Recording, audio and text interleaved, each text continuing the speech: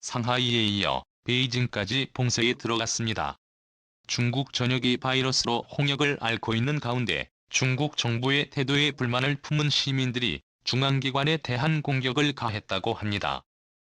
불길이 치솟았고 이를 제압하기 위해 공안이 나섰다고 하는데요. 통제력을 잃어가고 있는 중국 정부, 심지어 비난을 모면하고자 애꿎은 한국인들을 향해 비난의 화살을 돌리려는 중국 정부의 역겨운 행태까지 지금부터 세세하게 설명해 드리겠습니다. 세계 최대의 인구를 자랑하는 베이징, 수도 베이징에는 과연 몇 명의 인구가 살고 있을까요? 중국 국가통계국이 실시한 인구조사에 따르면 베이징 상주 인구는 2020년 기준 2189만 3천 명입니다. 1만 명 이상의 인구가 베이징시 한 곳에만 있는 것이죠.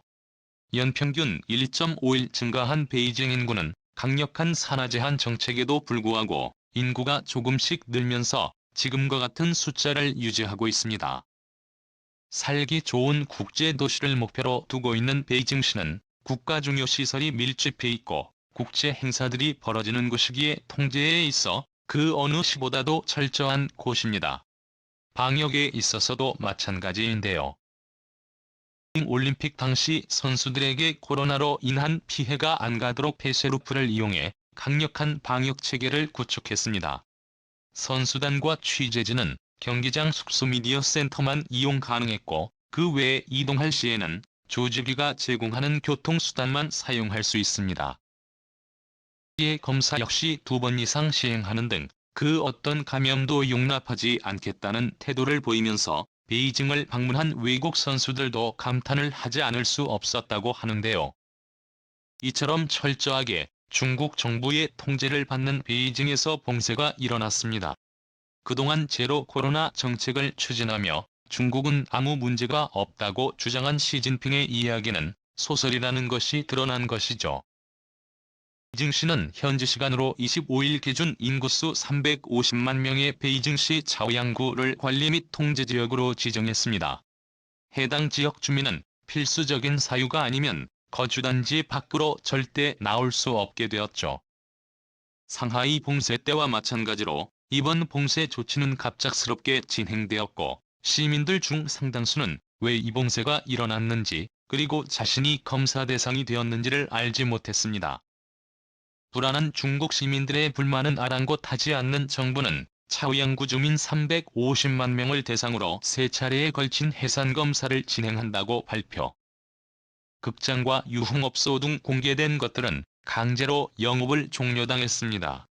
차오양구는 각종 정부기관과 대사관들을 비롯 올림픽 개막식이 열리는 예후처와 중국 중앙방송 등 중요 시설들이 밀집해 있는 곳으로 베이징 중심부에 해당합니다.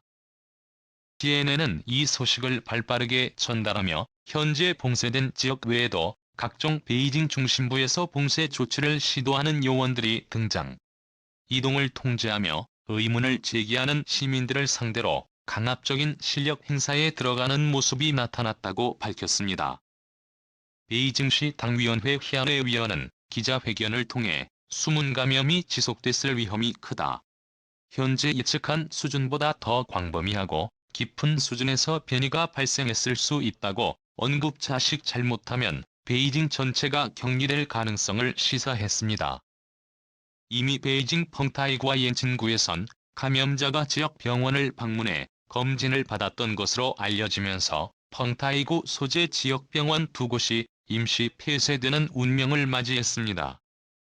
시민들은 중국 정부의 움직임에 민감하게 반응했습니다.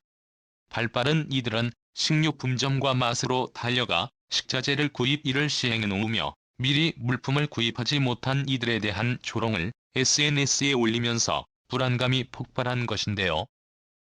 신선식품 마트에는 이미 채소와 육류 등 중요 식재료가 동나는 상황이었고 중국 시민들은 마트 담당자에게 큰 소리를 치며 식재료를 내놓으라는 영상이 웨이보를 통해 퍼질 정도였습니다. 증폭된 불안감은 중국 시민들 사이에 쉽게 번졌습니다.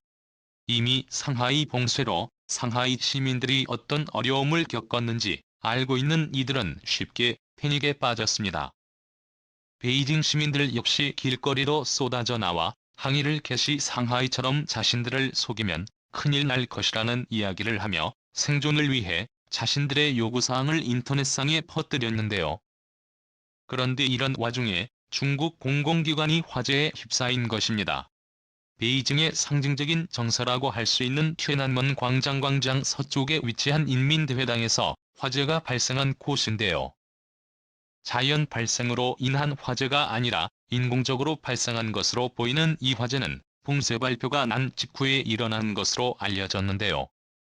중국 정부에 대한 항의의 성격으로 시민들이 들고 일어나 화재를 일으킨 것으로 분석되는 가운데 베이징시 시청구에서는 이와 비슷한 화재가 중국 공공기관 건물마다 발생한 것으로 보입니다. 공안이 재빠르게 화재 발생 지점을 포착, 불이 크게 번지기 직전 소방활동을 통해 화재를 제압할 수 있었다고 하는데요. 펑타이구에서도 비슷한 움직임이 드러났다고 합니다. 화재를 일으키려는 인물을 사전에 제압할 수 있었다고 하는데요. 깨끗하면서 완벽한 통제사회를 구축하고자 했던 시진핑의 욕심골 언어를 통해 그 민낯이 드러나면서 불가능한 꿈으로 나타났는데요. 문제는 이게 시작이라는 것입니다. 이미 오랜 기간 통제에 들어간 상하이의 경우 걷잡을 수 없을 정도로 정부에 대한 반감이 쌓여 시민들이 공공연한 분노를 쏟아내고 있습니다. 특히 최근 봉쇄된 지역의 상황이 주민이 공개한 사진이 SNS를 통해 유출되면서 한바탕 큰 소동이 일어났는데요. 구급물자로 제공받은 오리고기였지만 알고 보니 온통 곰팡이에 뒤덮은 썩은 물자인 것이 드러난 곳이죠. 제품 포장지를 검색해보니 2020년 12월 생산 허가가 취소된 회사의 제품을 구호물품으로 시민들에게 지급한 것입니다. 2년 전 폐업한 회사의 국수 제품을 받은 이들도 제보하면서 현재 상하이는 아비규환 그 자체라 할 수 있죠. 다급해진 상하이 주민들은 4월에 목소리 영상을 제작, 상하이가 현재 겪고 있는 어려움을 몸소 폭로하기 시작했죠. 하지만 이 영상들은 올라오는 즉시 삭제되어 찾기 힘든 상황. 중국 정부는 이 와중에도 검열은 착실하게 수행한 것입니다. 현재 중국 정부가 자랑스럽게 내놓은 제로 코로나 정책을 포기할 수 없다며 중국에 반하는 영상을 제작하는 이들을 색출 혹은 체포를 통해 구금함으로써 중국이 처한 현실을 감추려고 하는 것인데요. 심지어 공산당 전국대표대회가 앞둔 상황이 더 급하다며 소셜미디어 업체를 향해 중국 정부 내에 이상한 영상이 돌아다니질 않게 알아서 단속을 부탁한다며 협박은 협박까지 했습니다. 시진핑 3년임을 앞두고 어떻게 해서라도 시진핑의 지적을 강조하려는 속셈. 그러나 시진핑의 의도와는 달리 영상은 해외로 퍼져나갔죠. 외신들 역시 중국의 형편없는 방역에 주목하며 제로 코로나의 허상에 대해 보도하며 살기 위해선 중국을 탈출해야 한다고 설명하는 게 현실입니다. 한편 중국 정부는 이 모든 사태의 원인을 한국에게 돌리고 있는데요.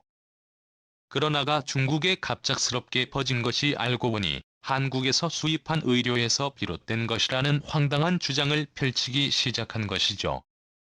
랴오닝성 다렌시와 장수 성창수 시방역 당국의 발표를 인용해 보도한 건강시보의 보도가 그 첫 출처인데요. 한국산 수입 의료 판매점 직원이 오미크론 변이에 감염되었고 의료와 포장재에서 양성 반응이 나왔다고 이야기한 곳입니다.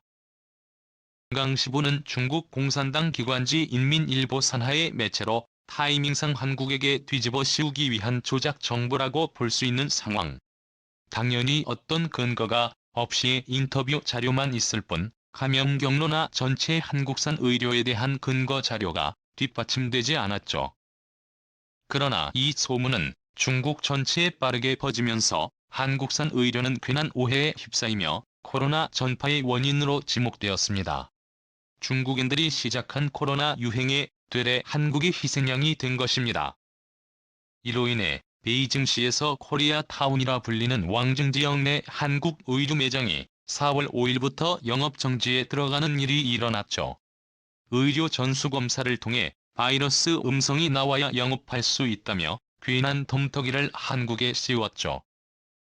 하지만 이 덕분에 한국 의료가 아무런 영향이 없다는 증거가 되었는데요. 4월 20일 이후부터 베이징 시내에 번지기 시작한 코로나 바이러스는 조사 결과 다른 곳으로부터 비롯된 것으로 판명난 것이죠. 진 지역은 바이러스 검사 때문에 일찍부터 격리된 곳이 없기에 설사 있었다고 하더라도 바이러스가 번질 수 없는 환경. 중국 당국의 조치 덕분에 왕증 지역은 혐의에서 빠르게 벗어날 수 있게 된 것입니다. 에도 불구하고 중국은 애꿎은 한국인과 의료에 의심의 시선을 보내며 한국인들에 대한 비난의 수위를 높이고 있는데요. 관동 대지진 때 억울하게 당했던 것처럼 자칫 잘못하면 한국인이 중국 내 코로나 바이러스 전파로 몰리게 생겼습니다. 중국 내에 거주하고 있는 한인들이 바이러스의 위협으로부터 무사하길 바라며 억울하게 중국인들로 인해 희생되지 않기를 기도하겠습니다. 시청해주셔서 감사합니다.